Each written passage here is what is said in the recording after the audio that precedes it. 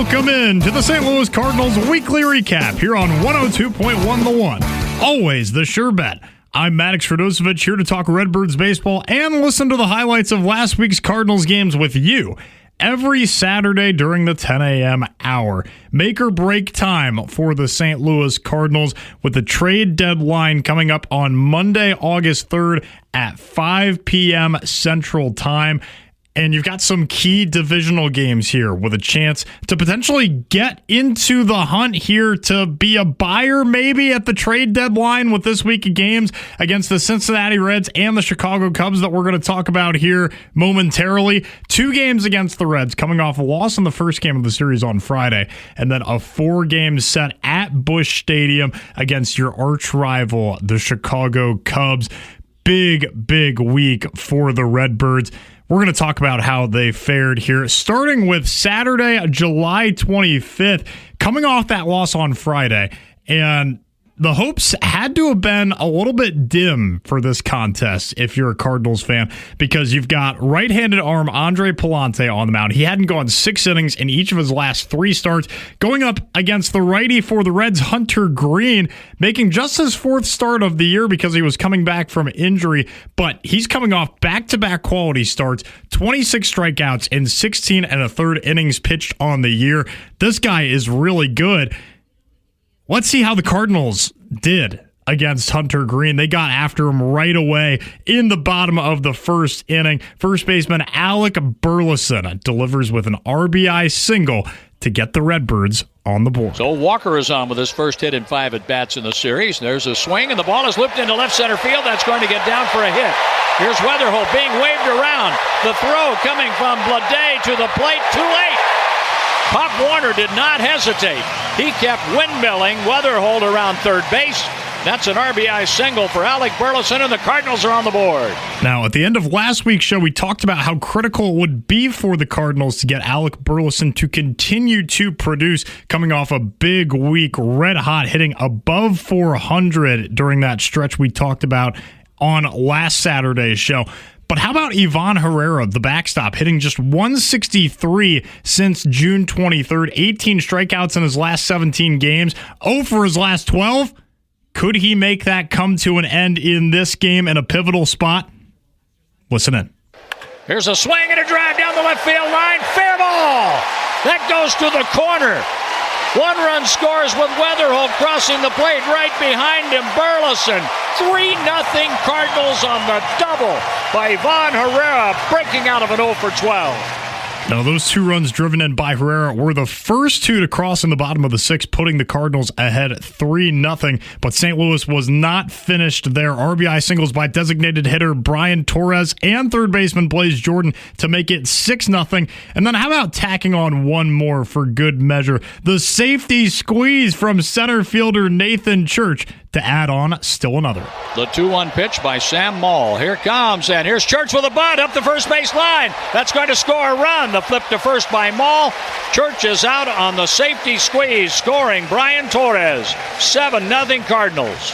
The Redbirds now ahead 7-0. The next half inning, Church followed up his safety squeeze with a fabulous catch in center field, ending the top of the 7th. The 1-1 pitch. There's a one lined into center field. On the move is Church, and he makes the catch about ankle high on the move in front of 33,975 or so. What a catch. That was an outstanding catch as well by Church. Believe it or not, Andre Pallante was still on the mound when that catch was made. That was his 12th straight batter retired. Finished his outing in a good way. Last out of his start right there. 7 scoreless innings with 8 punch-outs en route to a 7-0 Redbird winner. Let's move ahead to the rubber match on Sunday, July 26th. Right-hander Kyle Leahy making his 20th start of the year. Just 2 runs allowed in the last 5 starts for Leahy. Remember, he used to be a reliever. He's transitioned quite well to the starting role. He goes up against the southpaw Andrew Abbott, and the Cardinals got on him early as well. Center fielder Jose Fermin with a sac fly in bottom 2 to drive in Burley. The 1-0 pitch. Fermin gets it in the air, left field, and that ball is going to be caught on the run by Blade, tagging up, trying to score Burleson, and the throw is cut off. 1-0 Cardinals. A sacrifice fly by Fermin, his second of the year. Cincinnati shortstop Ellie De La Cruz homered in the following half inning to even the score up at 1. But then in bottom 3, the DH in this game, Iván Herrera, hit a home run for the first time since July 7th to get the Cardinals back in front. 1-2 delivery to Iván is hit high in the air to deep left field. That's back towards the wall. That is gone into the bleachers. Big fly, Iván Herrera. And the Cardinals get that run back.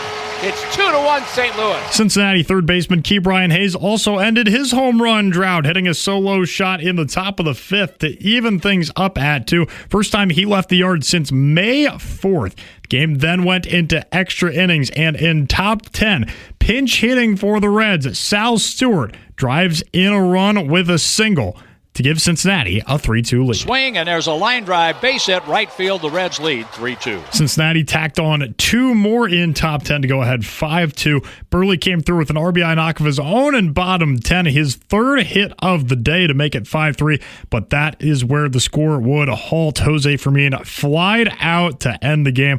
5-3 the final. The Redbirds dropped the series 2-1 against the Reds. Not what they were looking to do against a beatable opponent at home. Moving forward to the Chicago Cubs series, Monday, July 27th, Southpaw Matthew Liberatore on the mound for St. Louis, going up against another lefty, David Peterson, recently acquired for the Cubs from the Mets. We started with a delay in this one, 1 hour and 46 minutes before we were able to commence this contest, and we'll go ahead and introduce you to a man that you're going to be hearing about a lot over these next 4 games. Perhaps the new Cardinals killer, third baseman Alex Bregman. He opened the scoring for the series. See if Liberatore can put Bregman away. The pitch swung on and grounded fair inside the third base bag down the left field line. The ball hits the sidewall, kicks out to Nootbaar. The throw into second, and not in time to get the sliding Bregman, who doubles in Suzuki. 1-0 Cubs. And Liberatore's first inning woes continue. The Cubs scored a second run in the top of the second to go ahead 2-0, but then in bottom 2, Jose Fermin got the Cardinals their first run going yard. Here's Jose Fermin. He swings, and it's a drive to left field. That ball's going to go. That's a home run. A home run in Big Mac land for Fermin. Alex Bregman answered in the top of the third with a solo shot of his own to put the Cubbies ahead by 2, and then Chicago went up by 4 with a 2-run single courtesy of second baseman Nico Horner in top 5. But the Redbirds were not out of it yet. Bottom 6 came around, and shortstop Mason Wynn delivered. Maybe their pitches work better. Here's a ball hit up the middle, a base hit to center field. Walker around third. Here's the throw from Pete Crow Armstrong, too late. Racing down to second, making it safely, Mason Wynn. Wynn drives in a run, and the Cardinals are down 5-2. Brian Torres hit an RBI double that same frame to cut the Cardinals' deficit to 2. However, Nico Horner hit a 2-run home run in the top of the 9th for the final 2 scores of the game, finishing it out with a 7-3 Cubs victory over the Cardinals. Now, it's no secret that the Redbirds have been struggling offensively recently, and the proof is in the pudding because St. Louis actually hit David Peterson, the starter for Chicago, in this one very well earlier in the season. Let's get manager Ollie Marmol's thoughts on that and why this game turned out differently. Yeah, we've hit him around pretty well a couple times. He got us today. The sinker, and listening to the hitters talk through when they were coming back in, played differently today, had a little bit more depth to it. He kept us on the ground a little more as well, and he threw a lot of them. So it was working. He leaned on it, and we didn't make a ton of adjustments to it. The Cardinals offense would get another chance in Game 2 of the series Tuesday, July 28th against right-handed arm Colin Ray. Righty Michael McGreevy on the hill for the Cardinals. In 7 of his last 9 starts going into this game, he had allowed 2 or fewer earned runs, and he had allowed just 3 first-inning runs all year long.